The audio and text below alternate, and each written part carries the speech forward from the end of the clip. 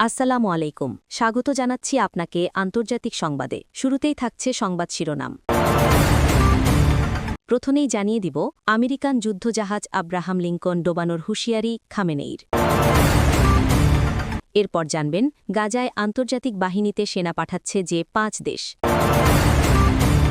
আরও জানবেন, জাতিসংঘে ইরানের হুমকি, ধ্বংস হবে মার্কিন ঘাঁটি। এতক্ষণ শুনছিলেন সংবাদ শিরোনাম, এখন বিস্তারিত। মধ্যপ্রাচ্যে ক্রমবর্ধমান উত্তেজনার মধ্যে যুক্তরাষ্ট্রকে কড়া বার্তা দিয়েছেন ইরানের সর্বোচ্চ নেতা আয়াতুল্লাহ আলী খামেনি। ইরানের কাছাকাছি জলসীমায় মার্কিন বিমানবাহী রণতরী ইউএসএস আব্রাহাম লিঙ্কন মোতায়েনের প্রেক্ষাপটে দেওয়া এই হুঁশিয়ারিতে নতুন করে উদ্বেগ ছড়িয়েছে আন্তর্জাতিক অঙ্গনে। ইরানি রাষ্ট্রীয় গণমাধ্যমের খবরে বলা হয়, এক বক্তব্যে খামেনি বলেন, ইরানের সার্বভৌমত্ব ও নিরাপত্তায় হুমকি তৈরি হলে দেশটি কঠোর জবাব দিতে দ্বিধা করবে না। তিনি ইঙ্গিত দেন, প্রয়োজন হলে শত্রুপক্ষের সামরিক উপস্থিতিকেও লক্ষ্যবস্তু করা হতে পারে। যদিও সরাসরি সামরিক হামলার ঘোষণা দেওয়া হয়নি, তবে বিশ্লেষকরা এটিকে যুক্তরাষ্ট্রের উদ্দেশ্যে একটি স্পষ্ট সতর্কবার্তা হিসাবে দেখছেন।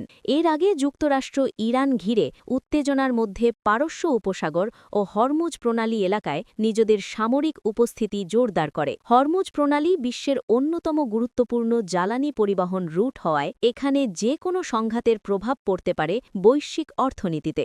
ইরান দাবি করেছে, মার্কিন যুদ্ধজাহাজের উপস্থিতি আঞ্চলিক স্থিতিশীলতার জন্য হুমকি। পাল্টা হিসাবে তেহরানও নৌ ও ক্ষেপণাস্ত্র মহড়া জোরদার করেছে। দেশটির সামরিক কর্মকর্তারা বলেছেন, ইরানের কাছে এমন প্রতিরক্ষা সক্ষমতা রয়েছে যা প্রয়োজনে বড় সামরিক শক্তিকেও প্রতিহত করতে পারে। ওয়াশিংটন অবশ্য বলছে, তাদের রণতরী মোতায়েন প্রতিরক্ষামূলক এবং মিত্র দেশগুলোর নিরাপত্তা নিশ্চিত করাই এর উদ্দেশ্য।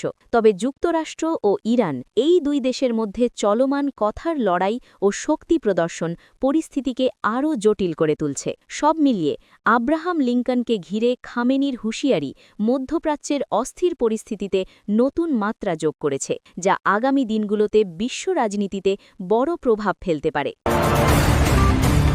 এরপর জানবেন, ফিলিস্তিনের অবরুদ্ধ গাজা উপত্যকার নিরাপত্তা ও আইনশৃঙ্খলা পরিস্থিতি স্থিতিশীল করতে প্রস্তাবিত আন্তর্জাতিক বাহিনী ইন্টারন্যাশনাল স্টেবিলাইজেশন ফোর্স আইএসএফের জন্য সেনা পাঠানোর প্রতিশ্রুতি দিয়েছে ৫টি দেশ।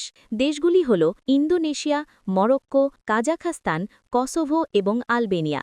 এ তথ্য জানিয়েছে আনাদোলু এজেন্সি। সম্প্রতি ওয়াশিংটনে মার্কিন প্রেসিডেন্ট ডোনাল্ড ট্রাম্পের উদ্যোগে গঠিত বোর্ড অফ পিসের বৈঠকে বিষয়টি তুলে ধরেন মার্কিন সেনা কর্মকর্তা মেজর জেনারেল জ্যাসপার জেফার্স। আইএসএফের সার্বিক নির্বাহী দায়িত্বে থাকা শীর্ষ মার্কিন সামরিক কর্মকর্তাদের একজন তিনি। বৈঠকে জেফার্স জানান, গাজায় আইএসএফের দায়িত্ব হবে দ্বৈত।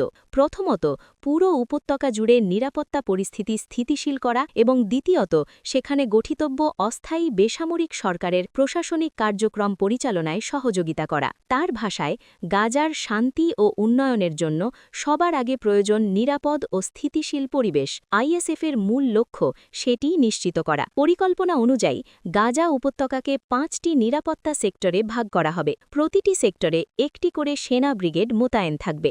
ইতিমধ্যে মার্কিন সেনাবাহিনীর একটি বিশেষজ্ঞ দল গাজায় অবস্থান করছে এবং তাঁদের পরামর্শ ও তত্ত্বাবধানে আইএসএফের জন্য প্রয়োজনীয় অবকাঠামো ও লজিস্টিক প্রস্তুতি নেওয়া হচ্ছে বলে জানান জেফার্স। উল্লেখ্য, গত বছরের ২৯শে সেপ্টেম্বর গাজায় যুদ্ধবিরতি নিয়ে একটি ২০ দফা প্রস্তাব দেন ডোনাল্ড ট্রাম্প। সেই প্রস্তাবে হামাস এবং ইসরায়েল সম্মতি জানালে গত ১০ই অক্টোবর থেকে গাজায় যুদ্ধবিরতি কার্যকর হয়। প্রস্তাবের একটি গুরুত্বপূর্ণ দফায় যুদ্ধপরবর্তী গাজায় একটি অস্থায়ী টেকনোক্র্যাট সরকার গঠন এবং তার অধীনে একটি আন্তর্জাতিক নিরাপত্তা বাহিনী মোতায়েনের কথা উল্লেখ ছিল।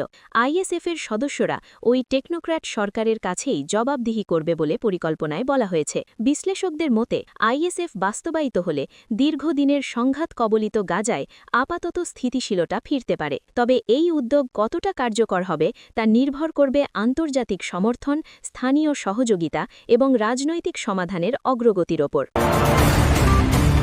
এরপর জানবেন আন্তর্জাতিক রাজনীতিতে নতুন করে উত্তেজনার পারদ জড়িয়েছে ইরান। জাতিসংঘের মঞ্চে দাঁড়িয়ে তেহরান স্পষ্ট ভাষায় জানিয়ে দিয়েছে, ইরানের বিরুদ্ধে কোনো সামরিক পদক্ষেপ নেওয়া হলে মধ্যপ্রাচ্যে অবস্থিত যুক্তরাষ্ট্রের সব সামরিক ঘাঁটি সরাসরি হামলার লক্ষ্যবস্তুতে পরিণত হবে। নিউ ইয়র্কে জাতিসংঘ সদর দপ্তরে নিরাপত্তা পরিষদের একটি বিশেষ বৈঠকে ইরানের স্থায়ী প্রতিনিধি এই হুমকি দেন। তিনি বলেন, ইরান প্রান্তিপূর্ণ সহাবস্থানে বিশ্বাস করে, কিন্তু আমাদের সার্বভৌমত্ব, আকাশসীমা কিংবা আঞ্চলিক নিরাপত্তায় আঘাত এলে তার জবাব হবে কঠোর, দ্রুত এবং ধ্বংসাত্মক। ইরানি প্রতিনিধি অভিযোগ করেন, সাম্প্রতিক সপ্তাহগুলিতে যুক্তরাষ্ট্র উপসাগরীয় ও মধ্যপ্রাচ্যে অতিরিক্ত যুদ্ধজাহাজ, ক্ষেপণাস্ত্র প্রতিরোধ ব্যবস্থা ও সেনা মোতায়েন করে পরিস্থিতিকে ইচ্ছাকৃতভাবে উত্তপ্ত করছে। তার ভাষায়, এই সামরিক চাপ কূটনৈতিক আলোচনার পরিবেশকে ধ্বংস করছে এবং পুরো অঞ্চলকে একটি বিপজ্জনক সংঘাতের দিকে ঠেলে দিচ্ছে। বৈঠকে ইরান আরও জানায়, দেশটির ক্ষেপণাস্ত্রক সক্ষমতা, ভূগর্ভস্থ সামরিক ঘাঁটি এবং আঞ্চলিক মিত্রদের সমর্থন এমন পর্যায়ে পৌঁছেছে যা কোনো আক্রমণ সহজে প্রতিহত করা সম্ভব। প্রয়োজনে পাল্টা আঘাতে শত্রুপক্ষের সামরিক অবকাঠামো অচল করে দেওয়া হবে বলেও হুঁশিয়ারি দেওয়া হয়। এর জবাবে যুক্তরাষ্ট্র ইরানের বক্তব্যকে উস্কানিমূলক ও অস্থিতিশীলতাকারী বলে আখ্যা দিয়েছে।